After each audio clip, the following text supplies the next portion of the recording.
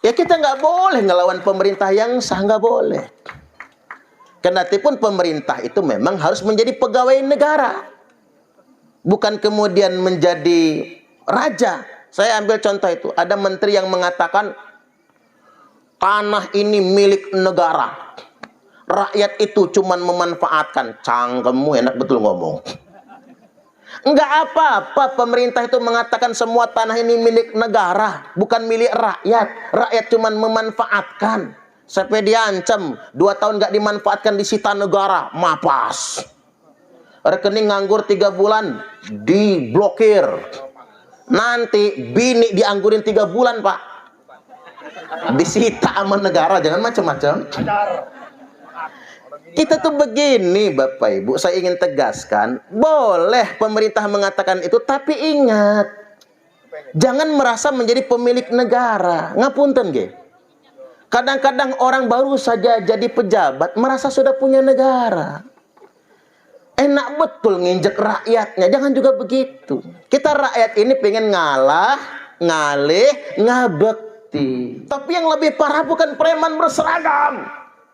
Yang lebih parah nomor 5, preman berdasi.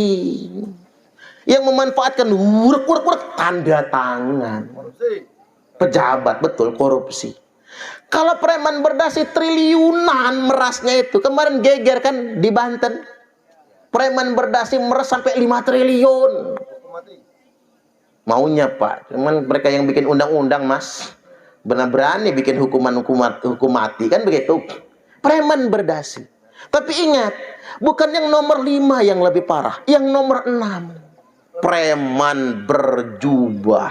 Artinya Bapak Ibu, kita ini kaya betul. Tapi sayangnya, negara kita hanya membangun lewat sektor pajak. Kekayaan alamnya dikorupsi. Ini masalah kita. Nah sekarang ini karena negara kita tidak memanfaatkan kekayaan alam, malah korupsi Bapak Ibu. Kalau kata Nelson Mandela apa? Penjahat tidak pernah membangun negara. Mereka hanya memperkaya diri sambil merusak negara. Banyak pejabat yang terpilih malah jadi penjahat Bapak Ibu. Ini yang mengkhawatirkan bagi kita semua. Karena kita membangunnya bukan dari sumber daya alam, bukan memaksimalkan produksi, akhirnya dari pajak. Pajak aja semua nih sekarang Bapak Ibu. Yang lebih sedangnya lagi, orang kecil dipajakin. Di Pekalongan ada buruh Bapak Ibu, ditagih pajak 2,8 miliar, mapas. Padahal hidupnya susah. Emang hartanya berapa triliun ya kalau pajaknya 2,8 miliar? Ini masalah di kita. Makanya kalau negara kita ingin maju, pesan buat pemerintah, jangan membangun negara hanya bergantung pada pajak, tapi bangunlah negara dengan memaksimalkan produksi dan pengelolaan sumber daya alam benar-benar untuk kesejahteraan rakyat. Tepuk tangan lagi. Bismillahirrahmanirrahim. Assalamualaikum warahmatullahi wabarakatuh. Alhamdulillahirrahmanirrahim. Hamdan wa syukranillah wa salatu wassalamu ala rasulillah amma ba'du. Alhamdulillahirrahmanirrahim. Berjumpa lagi di channel Prima Share Mania Lampung. Bagaimana kabar teman-temanku semuanya pada kesempatan kali ini? Semoga teman-temanku semuanya selalu dalam keadaan sehat walafiat dimanapun teman-temanku berada. Amin, amin ya rabbal alamin. Baiklah, pada video kali ini saya akan menayangkan acara pengajian akbar dalam rangka pengesahan warga baru IKS PI Kerasakti yang pada kesempatan kali ini yang diisi oleh beliau Al-Mukarram Romo Kiai Haji Suparman Abdul Karim Hasan dari Bandar Lampung. Beliau adalah pimpinan Pondok Pesantren Rahmatul Ummah As-Salafiyah An-Nahdiyah Jatiagung Lampung Selatan dan sekaligus Ketua Pimpinan Wilayah Perjuangan Wali Songo Indonesia Provinsi Lampung yang berlokasikan di Pondok Pesantren Fatihul Buldan Jati Agung Kabupaten Lampung Selatan. Dan alhamdulillah acara ini berjalan dengan lancar. Baiklah teman-teman, untuk bersingkat waktu, marilah kita dengarkan bersama Mu'idul Hasanah yang disampaikan oleh Al-Mukarram Romo Kiai Haji Suparman Abdul Karim Hasan sampai selesai. Supaya tidak gagal paham, marilah kita dengarkan videonya sampai habis, jangan di skip. Dan saran dari saya untuk selalu menggunakan headset supaya teman-teman bisa lebih fokus untuk mendengarkannya. Baiklah, selamat mendengarkan. Assalamualaikum warahmatullahi wabarakatuh.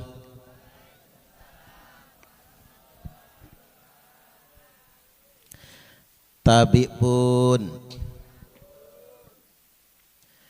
Bismillahirrahmanirrahim. Alhamdulillahilladzi an'amana bit-taufiqi wal hidayah wa nasta'inuhu bihaulihi wa quwwatihil qawiyyah fa innahu la haula wa la quwwata illa billah. Asyhadu an la ilaha illallah wahdahu la syarika lah wa asyhadu anna Muhammadan abduhu wa rasuluhu la nabiyya ba'dah. Allahumma salli wa sallim ala sayyidina Muhammad wa ala alihi wa sahbihi wa mawada, amma ba'du.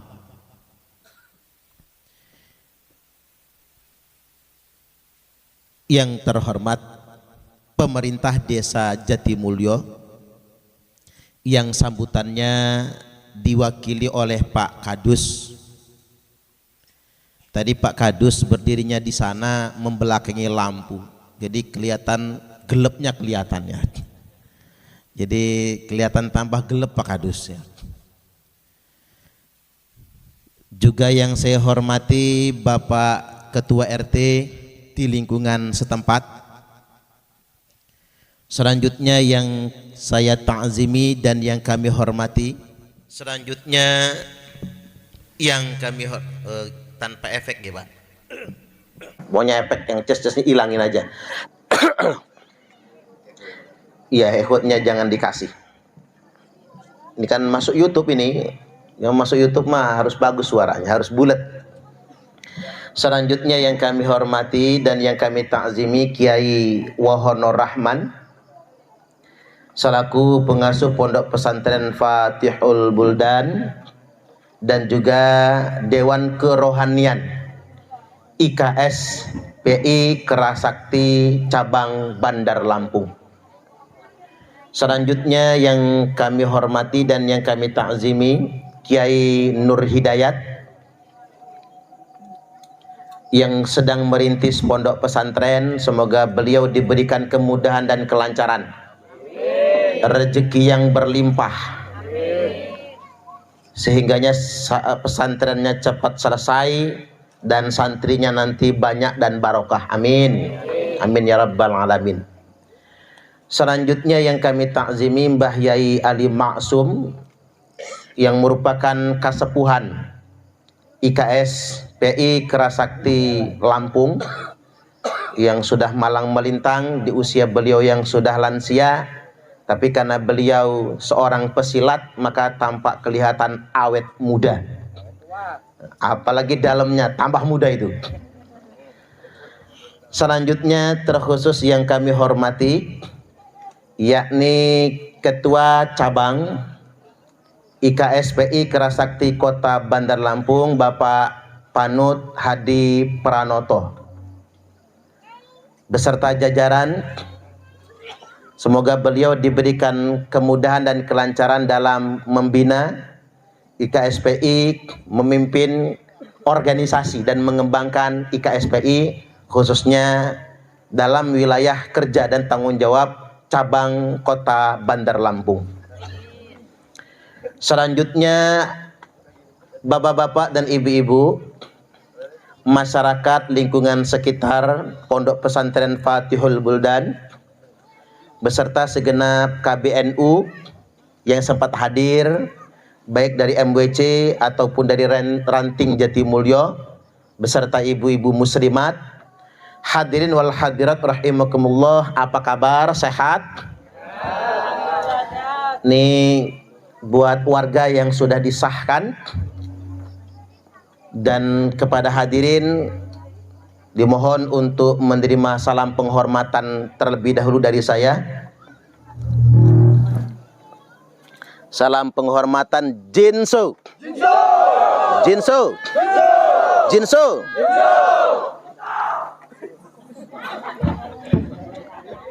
Ya, saya harus ucapkan itu. Saya ini Bapak Ibu statusnya bukan pendekar dan bukan pesilat. Nggak pernah belajar silat.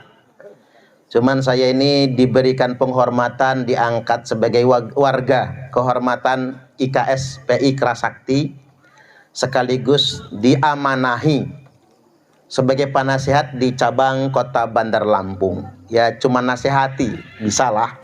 Cuma menasihati, emang kerjanya ceramah soalnya. Cuman kalau suruh jurus, salah jurusnya saya.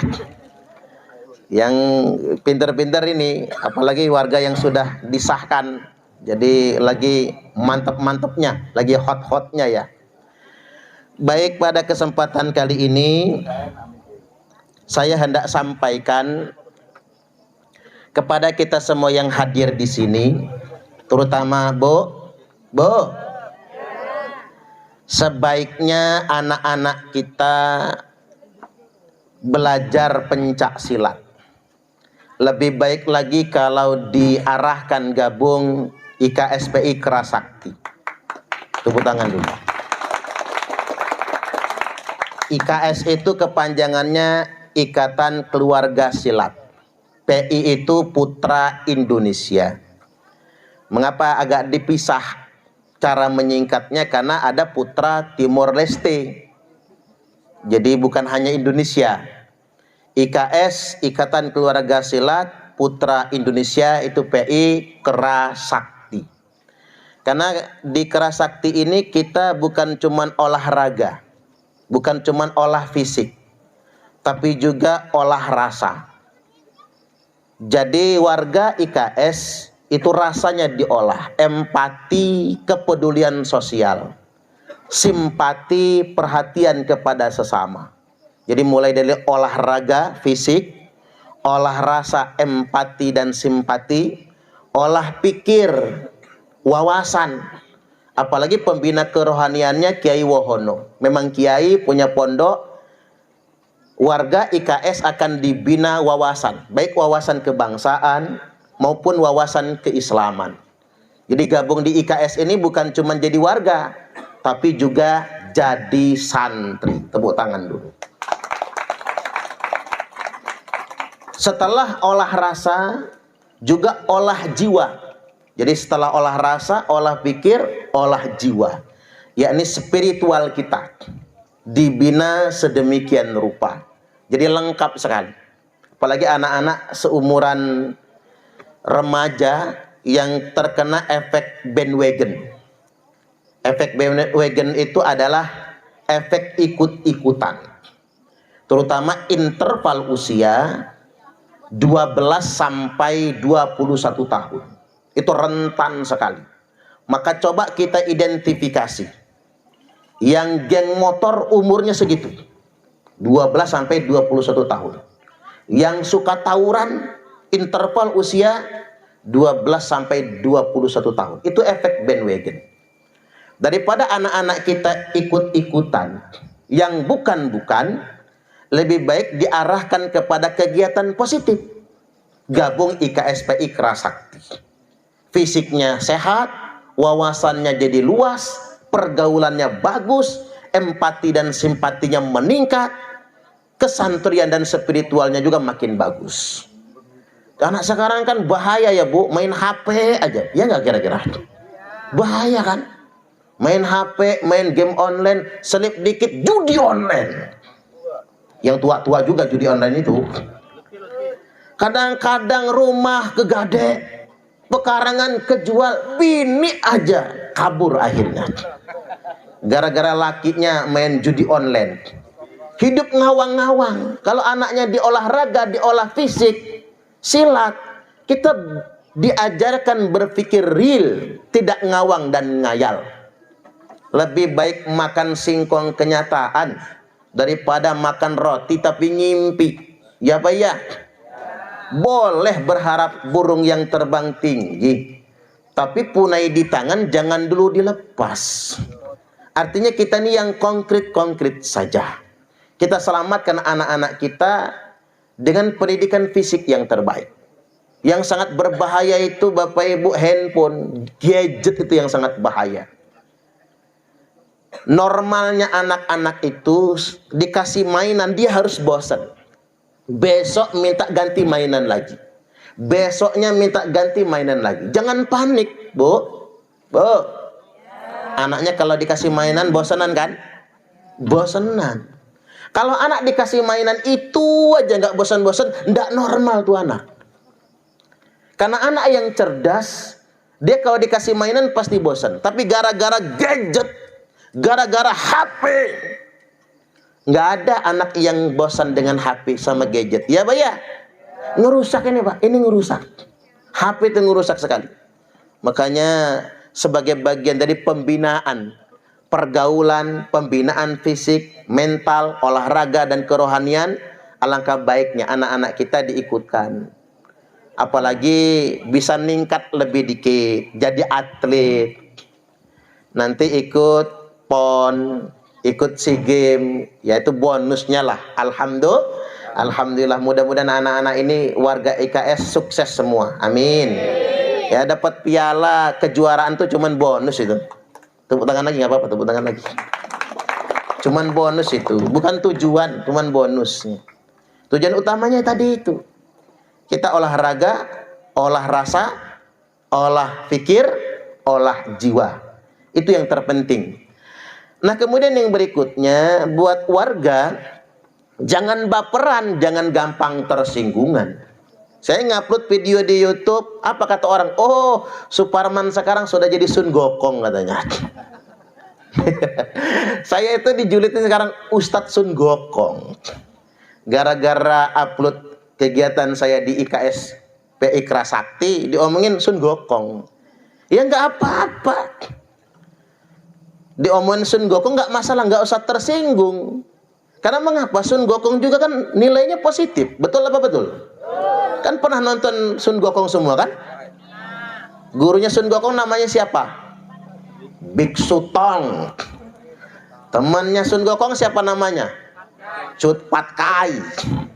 Teman yang satu namanya Wucing. Kan apal kan? Berarti ada pengalaman semua tuh nonton Sun Gokong atau Sun Wukong itu. Saya mendapatkan kajian, walaupun ini saya katakan cocokologi, nggak apa-apalah, tapi teridentifikasikan, patut diduga Sun Gokong atau Sun Wukong atau Kerasakti ini sudah diceritakan oleh Nabiullah Muhammad Sallallahu Alaihi Wasallam. Ini sementara waktu kita cocokin dulu ya. Nanti dikirain saya bikin hadis palsu nantinya. Ada apa cerita tentang Sun Gokong? Kita kan tahu Sun Gokong ini sudah membunuh banyak nyawa. Sehingganya dia dihukum untuk bertobat. Si Kerasakti atau Sun Gokong ini ditugasi mengambil kitab suci ke barat. Ini kan teridentifikasikan dari sabda Nabi. Jadi ada cerita Rasulullah Sallallahu Alaihi Wasallam menyampaikan dulu. Nah, berarti kan sebelum zaman Nabi kita memang ada seorang ahli maksiat yang sudah membunuh 99 orang. Akhirnya dia tanya, adakah manusia yang paling alim, paling solih, paling pintar, paling solih? Maka ditunjukkan. Dia nanya sama orang alim itu, kalau bahasa kitanya kiai, saya ini sudah membunuh 99 orang. Kira-kira kalau saya mati bertobat terlebih dahulu, apakah tobat saya diterima? Kata si kiai ini, orang model kamu sudah membunuh 99 orang, tobat nggak diterima. Kalau mati masuk neraka, malah dikeraknya neraka. Pikir Sun Gokong, tanggung amat 99 orang. Gua pasen aja cepek sekalian ini. Nah, si kiainya disikat oleh Sun Gokong, mati si kiai. Pas cepek yang dibunuh 100 orang. Hari-hari berikutnya Sun Gokong mikir lagi. Tak tanya sama yang lain lah. Kira-kira kalau saya tobat, Allah terima nggak tobat saya? Dia nanya lagi, ketemu kiai lagi. Kiai, saya ini sudah membunuh 100 orang. Malah yang ke-100 itu yang gua bunuh kiai malahan. Kira-kira kalau saya bertobat, apakah tobat saya diterima? Jawab sang kiai, tobatmu diterima. Asalkan kamu jangan lagi tinggal di sini. Pergilah kamu ke negeri jauh, ke arah barat. Nah kan Sun Gokong ini, yang habis ngebunuh banyak orang, dihukum pergi ke barat ngambil kitab suci. Ngarah ke negeri Nabiullah Muhammad sallallahu alaihi wasallam. Maka Sun Gokong melakukan perjalanan. Makanya cerita Sun Gokong nggak nyampe-nyampe kan? Halo? Ada nggak serial cerita Sun Gokong yang sudah sampai dapat kitab suci? Belum kan? Belum nyampe. Ceritanya memang begitu. Sun Gokong itu nggak nyampe-nyampe tahu. Itu hadis sahih, Sun Gokong mati dalam perjalanan. Dia nggak nyampe. Makanya saya nungguin aja dulu masih kecil kapan nyampenya Sun Gokong ini. Pengen betul nyampe sayanya. Cuman nggak nyampe-nyampe. Karena Sun Gokong mati di tengah perjalanan. Tibalah ajal bagi Sun Gokong. Malaikat rahmat dan malaikat maut, malaikat rahmat dan malaikat adab datang. Berebut nyawa Sun Gokong. Kata malaikat adab, gua yang bawa. Ini Sun Gokong udah membunuh 100 orang. Belum pernah taat kepada Allah. Masuk neraka. Kata malaikat adab. Kata malaikat rahmat, entar dulu. Ini Sun Gokong ini dalam perjalanan tobat. Emang belum nyampe dia ngambil kitab suci itu. Belum nyampe ke tujuan. Tapi kan dalam perjalanan tobat. Berdebat dua malaikat ini, Allah kemudian mengutus malaikat pendamai didamaikan. Kata malaikat pendamai gini aja, kamu orang ini malaikat nggak boleh ribut. Kalau malaikat aja berantem, gimana manusia nggak berantem? Kata dia. Malaikat mah nggak boleh berantem, makanya warga nggak boleh berantem. Didamaikan, kita ukur saja kata malaikat pendamai. Kalau lebih dekat dengan kota yang dia tinggalkan, maka Sun Gokong dibawa malaikat adab masuk neraka dia. Tapi kalau lebih dekat dengan kota yang dia tuju, tempat ngambil kitab suci itu, maka Sun Gokong dibawa malaikat rahmat, tobatnya diterima. Diukur Bapak Ibu. Begitu diukur, hanya selisih sejengkal. Lebih dekat dengan kota yang dia tuju. Tobat Sun Gokong diterima. Sun Gokong masuk surga. Ini viral ini. Ada hadis Sun Gokong, yakin saya viral ini. Hadis Sun Gokong. Ya saya pikir-pikir persis ceritanya itu. Yang dibawa oleh Biksu Tong itu persis itu. Kemungkinan besar, ini kan bahasanya kemungkinan. Itu dialamatkan oleh Nabi terkait dengan kisah yang sedemikian rupa. Hadirin wal hadirat rahimakumullah. Kemudian yang berikutnya, saya hendak memberikan pesan kepada warga. Pengesahan sudah ya Kang? Yang baru saja disahkan. Pertama, ingat moto IKSP Ikra Sakti. Moto kita adalah keempat penjuru mencari saudara. Apabila ada musuh, pantang tunduk kepala. Kemana saja IKSP Ikra Sakti pergi, tak cari musuh. Bukan untuk petantang petenteng. Karena segagah-gagahnya manusia pasti ketemu lawan. Ya Pak ya? Pasti ada lawan. Di atas langit masih ada langit.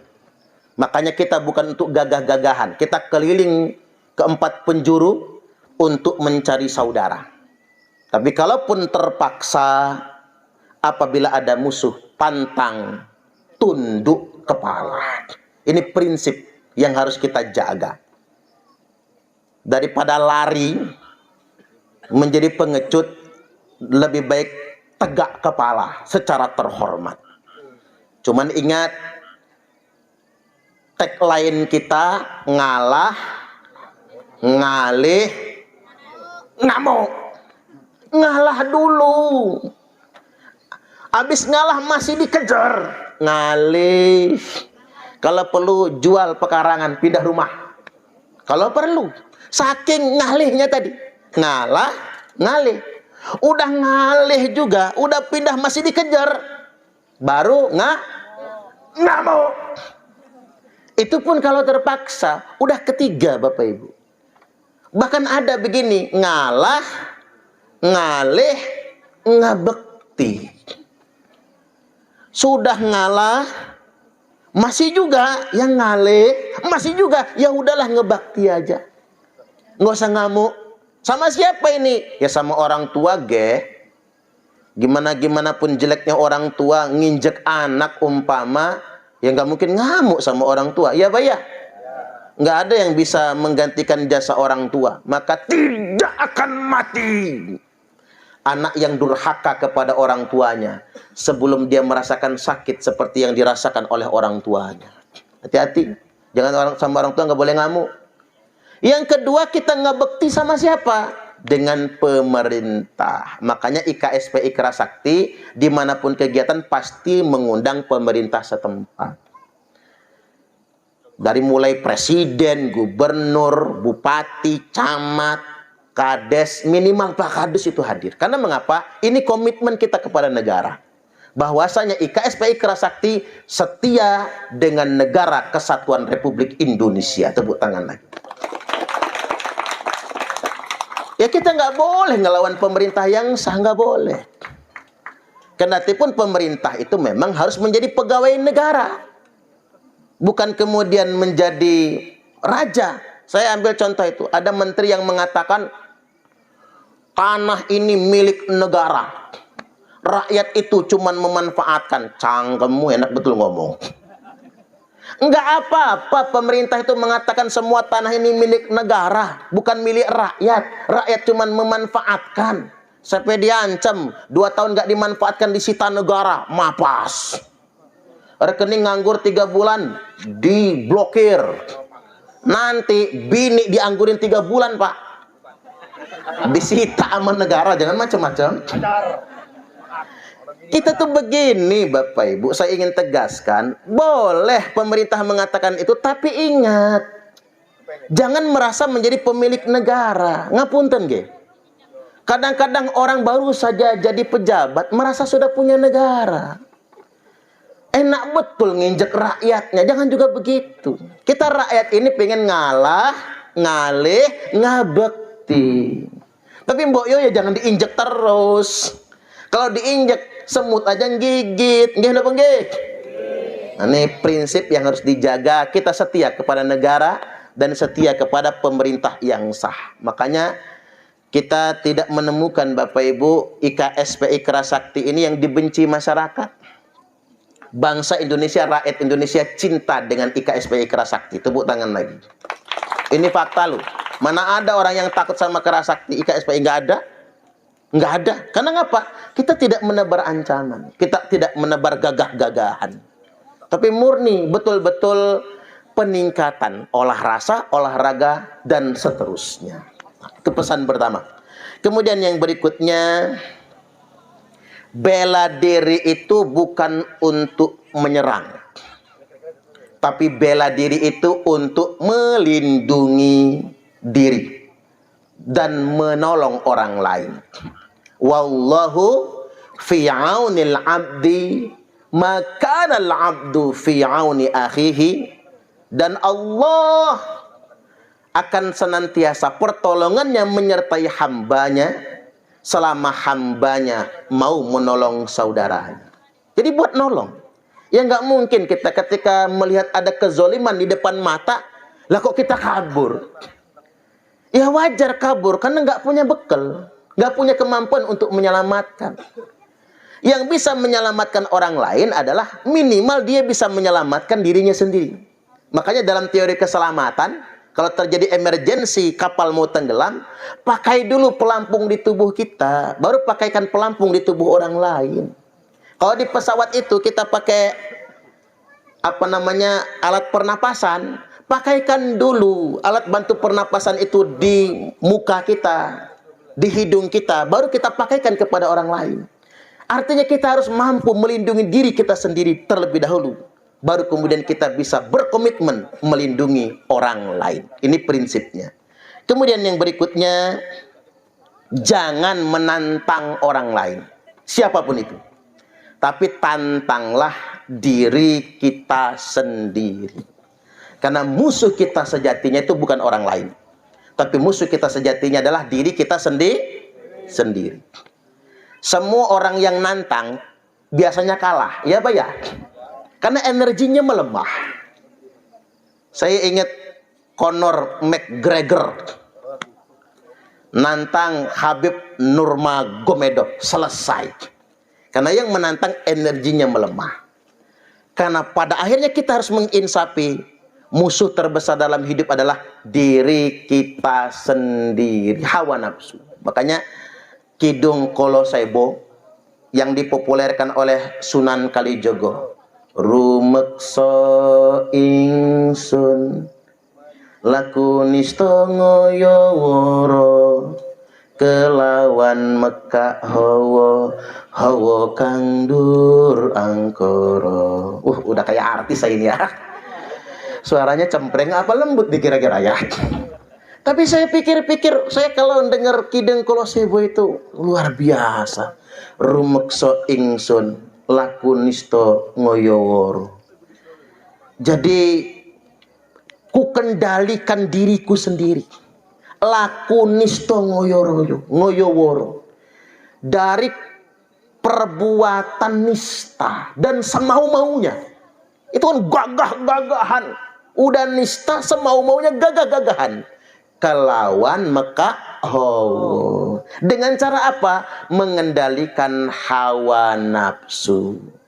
Kelawan mekak hawa, hawa kang dur angkoro, yakni hawa ankara murka. Orang yang bisa menundukkan dirinya, menantang dirinya sendiri, maka dia adalah orang yang kuat. Makanya Wahyu Kolosebo adalah hasil konfirmasi dari firman Allah Ta'ala, dari pernyataan Nabi Yusuf alaihi salam, wa ma ubarri'u nafsi innan nafsa la'ammaratum bisu. Aku tidak akan membebaskan diriku karena hawa nafsuku senantiasa memerintahkan kepada perbuatan jahat. Makanya kalau kata Kanjeng Sunan Ampel, nutup babakan hawa songo. Hawa songo niku apa? 2 lubang mata ditambah 2 lubang hidung, 4, ditambah 2 lubang kuping, 6, yang ditambah yang ke-7 lubang cangkem, ditambah 2 lubang bawah. Apa namanya Bu? Saya tahu betul namanya, cuman nggak enak nyebutnya. Kalau bapak-bapak nggak paham, WA aja ya Pak. Nanti tak jelaskan sedetil-detilnya itu. 7 lubang itu. Makanya 7 lubang ini kan mengeluarkan kotoran. Sebagai pelajaran buat kita, yang keluar dari mata namanya apa? Belek. Yang keluar dari hidung, upil, umbel. Yang keluar dari kuping, congek bin culek. Yang keluar dari cangkem, iler. Nah itu yang paling sengit. Saya sempat mikir sama Yai Wohono, seandainya iler santri itu berharga seperti iler walet, mungkin kiai pondok sugih semua Pak. Kita tampung iler santri itu, kita jual aja nggak apa-apa. Sayangnya iler santri ini nggak ada harga. Cobalah Bu, kalau ngeliat anaknya mondok itu, lihat bantalnya tuh udah nggak ada bentuknya, udah iler semua itu. Ya karena manusia tadi, dosa paling banyak kan dari cangkem. Apalagi lubang bawah. Kotoran yang keluar dari lubang bawah namanya apa? Yang depan air kencing, yang belakang pisang goreng. Itu kalau masih sehat. Kalau sudah sakit-sakitan, bubur kacang hijau kan gitu. Itu kalau lagi masuk angin. Nah kita mengendalikan diri, itu yang terpenting buat seorang pendekar, buat seorang pesilat, warga IKSPI Kerasakti. Baik, yang berikutnya. Jadi pesilat itu berbeda dengan preman. Halo? Halo? Beda dengan preman, Bu. Bu. Kita nggak melulu bahas silat, nggih. Beda dengan preman. Kalau preman itu sudah teridentifikasikan oleh sabda Nabi, la yadkhulul jannata sahibu maks. Tidak akan masuk surga sahibu maks. Jadi dalam bahasa hadis, preman itu sahibu maks. Apa itu sahibu maks? Orang yang minta duitnya dengan cara paksa. Nah, itu namanya preman. Minta duitnya maksa. Bu, ibu-ibu kalau minta duit maksa nggak, Bu? Rodoh maksa ya. Itu namanya preman berdaster namanya. Preman itu kan ada urutannya. Satu, preman berdaster yang mak-mak nih. Yang kedua, preman kampung. Preman kampung, preman pasar. Yang sering ngambil pungli, pungutan liar. Kemudian yang ketiga, preman ormas, Pak. Preman berkelompok. Seragamnya seragam ormas tapi ngereman. Itu preman ormas namanya. Preman berkelompok. Yang keempat, preman berseragam. Preman berseragam ini memanfaatkan tugasnya sebagai aparat negara. Kadang-kadang supir truk, Pak, yang dipungli itu. Masya Allah, kasihannya Bapak Ibu. Kerja bertaruh nyawa, berhari-hari nggak mandi. Kencing aja di ban mobil. Soalnya joroknya kencing aja di ban mobil. Gitu dipalakin. Ini kerjaan preman berseragam. Tapi yang lebih parah bukan preman berseragam. Yang lebih parah nomor 5, preman berdasi. Yang memanfaatkan uruk-uruk tanda tangan. Pejabat, betul, korupsi. Kalau preman berdasi triliunan merasnya itu. Kemarin geger kan di Banten. Preman berdasi meres sampai 5 triliun. Maunya, Pak. Cuman mereka yang bikin undang-undang, Mas. Benar berani bikin hukum mati. Kan begitu. Preman berdasi. Tapi ingat, bukan yang nomor 5 yang lebih parah. Yang nomor 6. Preman berjubah. Ini buat kiai nih, hati-hati nih preman berjubah. Lalu memang ada istilah preman berjubah. Nabi sallallahu alaihi wasallam bersabda, abghadul ibad ilallah. Hamba Allah yang paling dimurkai, hamba Allah yang paling dibenci adalah man kana taubuhu khairam min amalih. Orang yang pakaiannya lebih istimewa daripada kelakuannya. Antakuna thiyabuhu thiyabal anbiya wa amaluhu amalal jabbarin, di mana pakaiannya menggunakan jubah kenabian tapi kelakuannya kelakuan preman. Ada nggak preman berjubah zaman sekarang? Banyak. Pakai udang-udang imamah, pakai jubah, ngaku cucu Nabi lagi. Ngaku cucu Nabi. Dalam darah aneh, mengalir darah Rasulullah. Gawenya demo aja. Ini preman-preman berjubah. Kata Nabi, inilah yang paling dibenci oleh Allah. Yaz'umu annahu minni walaysa minni. Dia ngaku-ngaku anak cucuku, kata Nabi, walaysa minni. Padahal dia bukan anak cucuku. Di mana sih yang banyak ngaku anak cucu Nabi, di mana? Indonesia. Laku aja di Indonesia ini, Pak. Nang Mesir mah nggak ada yang begitu. Nang Arab Saudi nggak ada. Lakunya di mana? Indonesia. Tadi preman-preman berjubah. Tapi ingat, yang terkait dengan pungli ya. Kalau kita ini begini Bapak Ibu. La yadkhulul jannata sahibu maks. Itu banyak diartikan orang Wahabi pajak. Tidak akan masuk surga yang mungut pajak. Nah. Makanya orang Wahabi haram bayar pajak. Karena ada hadis itu tadi. Kalau yang masuk pajak itu masuk neraka, yang mengut pajak masuk neraka, bukan cuma orang dirijen pajak yang masuk neraka, Pak Kadus masuk juga, Pak. Pak Kadus bagiin PBB soalnya. Iya kan, Bu ya? Pak Kadus sama Pak RT itu bagi PBB itu. Nah, gawat ini. Itu nyebar loh di mana-mana ceramah bayar pajak itu haram, yang mengut pajak masuk neraka. Ya kalau begitu RT sama Kadus Indonesia Raya tercinta ini masuk neraka semua dong. Gara-gara hadis itu. Itu bukan pajak. tapi itu pungutan liar. Kalau pajak itu pungutan resmi, kita ini wajib pajak yang baik. Kita mesti bayar pajak. Taman ngapunten, satu lagi nih, dikit lagi, nggak usah lama-lama ceramahnya, ibu-ibunya ngantuk ya. Kapan-kapan ngundang aja lagi ya. Begini Bapak Ibu, kita ini warga negara yang baik, tapi negara yang baik tidak akan membangun negaranya dengan pajak semata. Pajak itu cuma persentase Bapak Ibu. Mestinya negara ini membangun dengan memanfaatkan sumber daya alam. Betul gak kira-kira? Kekayaan kita ini negeri yang gemah, ripah, roh jinawi, toto tentrem, kerto raharjo, murah sandang, murah pangan. Bukan lautan, tapi kolam susu. Tongkat kayu dan batu bisa menghidupimu. Saking sejahteranya negeri yang ijo royo-royo. Artinya Bapak Ibu, kita ini kaya betul. Tapi sayangnya negara kita hanya membangun lewat sektor pajak. Kekayaan alamnya dikorupsi. Ini masalah kita. Nah sekarang ini karena negara kita tidak memanfaatkan kekayaan alam, malah korupsi Bapak Ibu.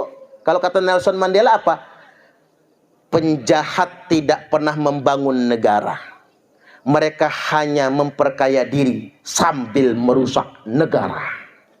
Banyak pejabat yang terpilih malah jadi penjahat Bapak Ibu. Ini yang mengkhawatirkan bagi kita semua. Karena kita membangunnya bukan dari sumber daya alam, bukan memaksimalkan produksi, akhirnya dari pajak. Pajak aja semua nih sekarang Bapak Ibu, semua dipajak. Ngapunten sampai PSK jadi pajak loh sekarang. Jadi hati-hati yang suka jajan di PSK, nanti pas SPT namanya muncul. Namanya muncul. Begitu laporan SPT tahunan, si jobongnya menerima transferan dari Peri Budianto, Perbut nanti ya. Ketahuan itu. Karena ngapa? PSK jadi pajekin sekarang. Yang lebih sedengnya lagi, orang kecil dipajekin. Di Pekalongan ada buruh Bapak Ibu, ditagih pajak 2,8 miliar. Mapas.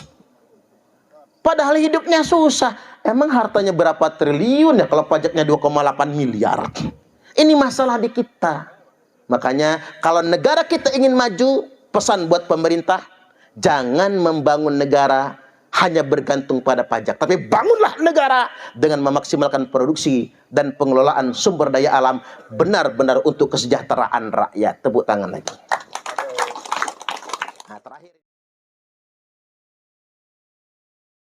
Alhamdulillahirrahmanirrahim, telah kita dengarkan bersama mauidhah hasanah yang disampaikan oleh Al-Mukarram Romo Kiai Haji Sultan Abdul Karim Hasan. Demikianlah di video kali ini, mudah-mudahan ilmu yang disampaikan beliau bisa bermanfaat dan membawa keberkahan serta menambah wawasan-wawasan penting bagi kita semuanya. Amin amin ya robbal alamin. Di sini saya mohon maaf apabila ada kesalahan dalam penyebutan nama dan tempat serta pengeditan yang makan waktu lama. Jika teman-teman menyukai channel ini, dukung terus, yakni Prima Share Mania Lampung. Subscribe channel ini jika channel ini bermanfaat. Share ke teman-teman Anda semua. Tinggalkan like dan komen di bawah jika teman-teman menyukai video-video di channel ini. Terima kasih atas perhatiannya. Saya pamit mundurkan diri. Wassalamualaikum warahmatullahi wabarakatuh.